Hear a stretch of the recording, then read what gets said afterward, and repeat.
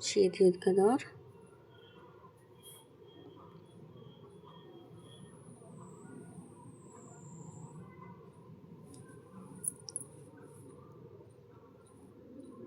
शीत युद्ध से अभिप्राय विश्व के दो महाशक्तियों अमेरिका व भूतपूर्व सोवियत संघ के बीच व्याप्त उन कटु संबंधों के इतिहास से है जो तनाव भय ईर्ष्या पर आधारित था।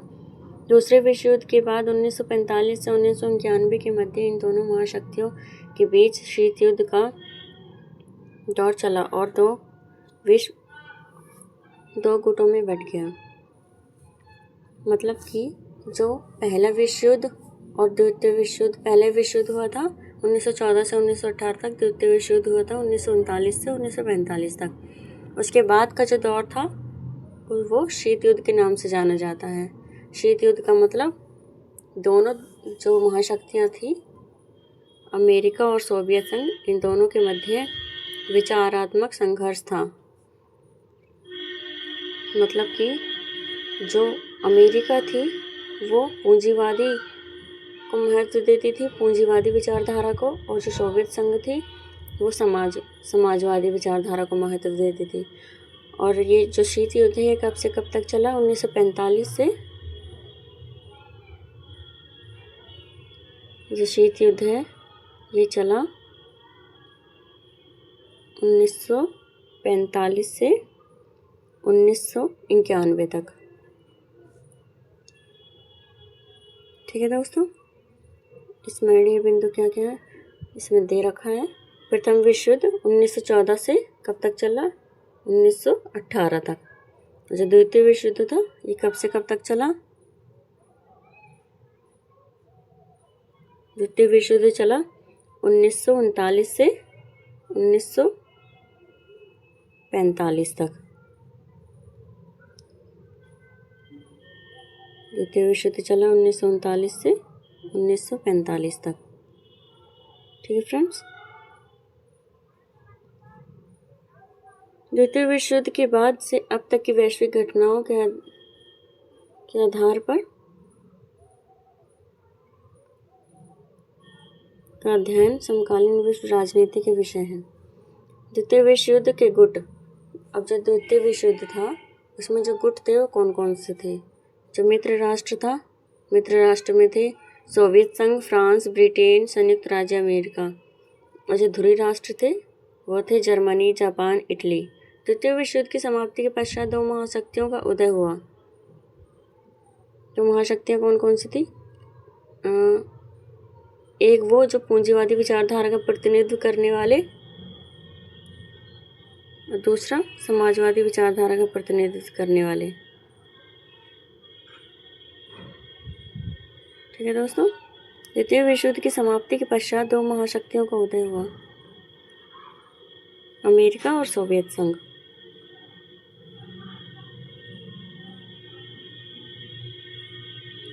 अपने प्रभाव को बढ़ाने के लिए दोनों ही महाशक्तियों ने अन्य देशों के साथ संधियां की। ठीक है फ्रेंड्स, सैन्य संधि संगठन। सैन्य संधि संगठन अमेरिका ने नाटो और सीटो नाटो 1949 में किया और सीटो 1954 में। नाटो जो फुल फॉर्म थी वो थी नॉर्थ एटलांटिक ट्रीटी ऑर्गेनाइजेशन।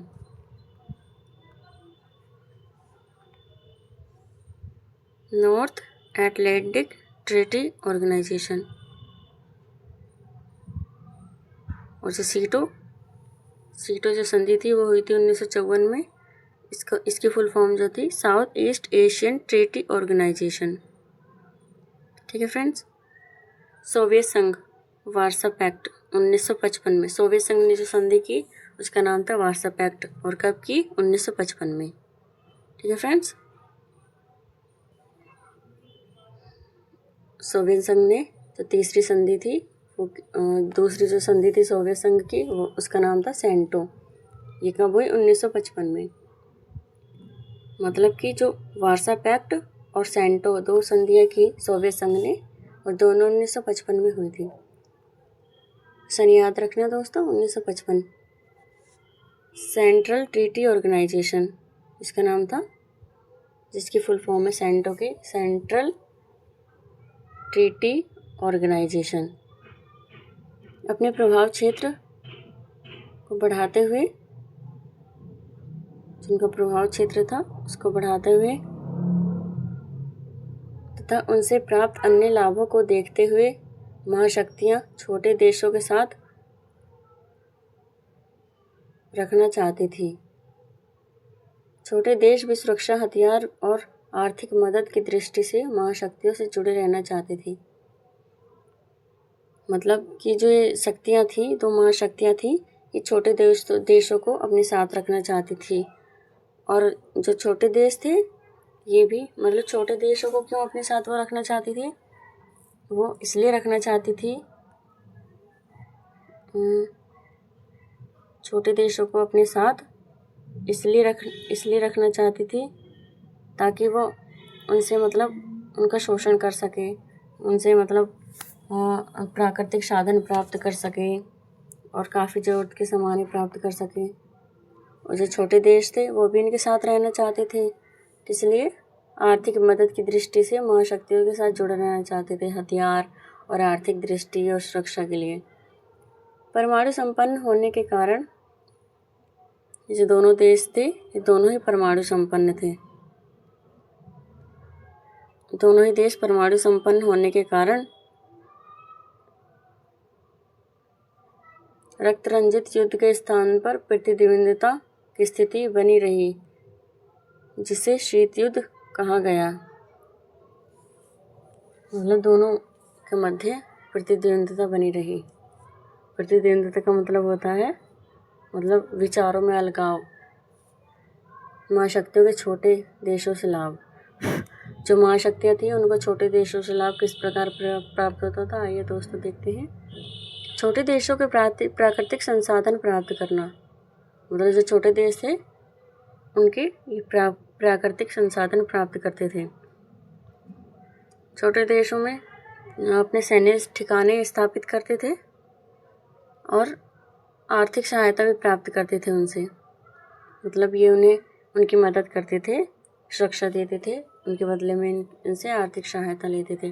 भू क्षेत्र, ताकि महाशक्तियाँ अपने हथियारों और सेना का संचालन कर सकें।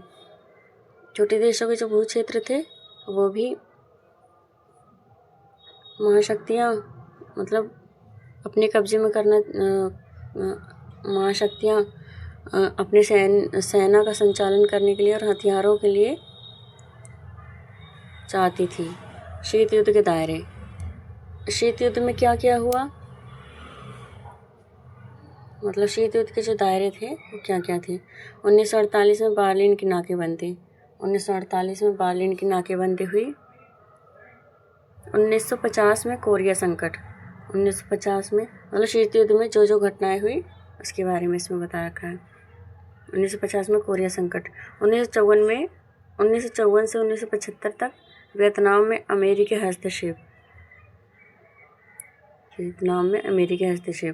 1962 में क्यूबा मिसाइल संकट। जो ध्रुवीयता को चुनौती, ये जो पूरा विश्व दो ध्रुवों में बटा हुआ था, इसको चुनौती किसने दी? इसको चुनौती दी गुटनिरपेक्ष ने। गुटनिरपेक्ष आंदोलन एशिया और अफ्रीका के 9 स्वतंत्र राष्ट्रों के समक्ष अपनी स्वतंत्र एवं प्रभुता को बनाए रखने का तीसरा विकल्प था। मतलब कि जो देश इन दोनों ध्रुवों में शामिल नहीं होना चाहते थे उन देशों ने जो है गुटनिरपेक्ष नीति अपनाई। उनके लिए तीसरा विकल्प था गुटनिरपेक्ष आंदोलन में शामिल हो जाना। गुटनिरपेक्ष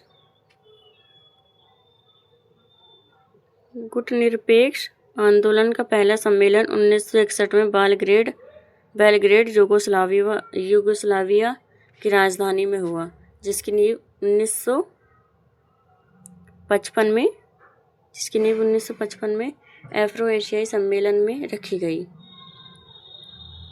मतलब कि गुटनिरपेक्ष की जो नींव थी वो 1955 में रखी जा चुकी थी। कहाँ रखी जा चुकी थी? अफ्रो एशियन सम्मेलन में रखी जा चुकी थी। और इसका सम्मेलन कब हुआ? 1961 में। इसका सम्मेलन हुआ इसका पहला जो सम्मेलन था वो हुआ बेलग्रेड 1961 में। बेलग्रेड किसकी राजधानी है? यूगोस्लाविया की राजधानी है।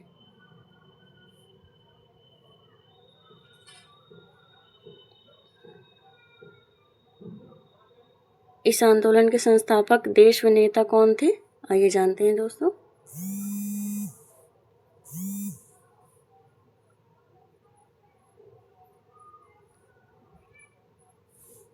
इस आंदोलन के संस्थापक नेता और देश थे। संस्थापक नेता थे जो भारत के थे वो थे पंडित जवाहरलाल नेहरू, ये भारत के थे। और कर्नल नासिर, दूसरे जो नेता थे वो थे कर्नल नासिर। ठीक है दोस्तों, दूसरे नेता थे कर्नल नासिर। ये कहाँ के थे? मिस्र के।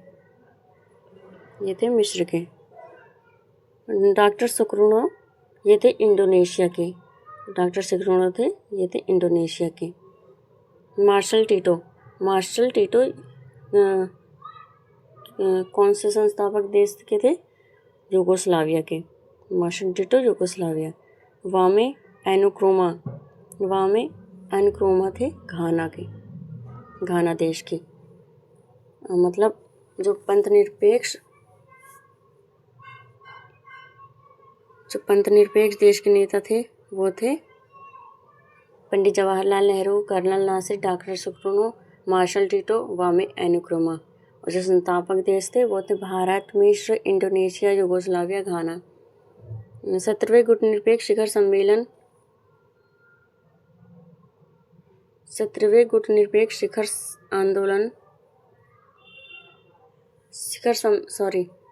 सम्मेलन का आयोजन वेनेजुएला के मार्गारिता द्वीप में सितंबर 2016 को किया गया। कब किया गया दोस्तों? 2016 को सितंबर में। वर्तमान में इस आंदोलन के सदस्यों की संख्या कितनी है? 120 है।